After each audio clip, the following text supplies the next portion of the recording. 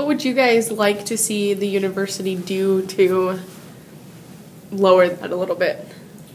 Well, you know, the university's been very cooperative. You're not going to eliminate it, and the assumption that you're going to eliminate it is a false assumption.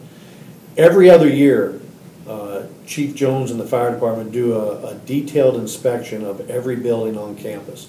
And they look for fire hazards, and they look for inoperable smoke detectors and signage and lighting, everything that has to do with good, safe environment for the students, the faculty, the staff, and the visitors. And every year they find a few things wrong, just by the nature is there's so many buildings on campus, and a report is filed and sent back. You know, you need to fix this, this, this, and this. And the university's great about doing that. And they're no different. Every school, every educational facility, nursing home, liquor license, daycare. I mean, there's certain categories that have to be checked on either by our fire department, the state fire marshal's office, or they have to meet some sort of standards. And so they're real good about that. But it is checked and evaluated every 24 months.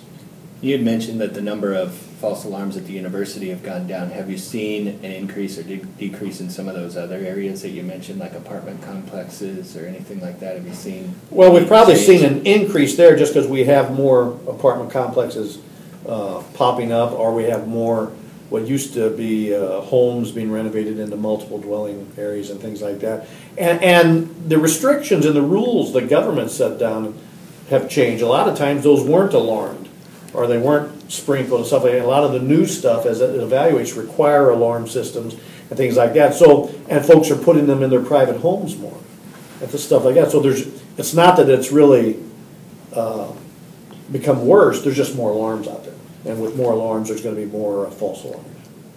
So is there opportunities for education to some of those other areas, or have you already done? We deal with landlord training. We now have, the city now has an annual landlord training where we deal with public safety related issues.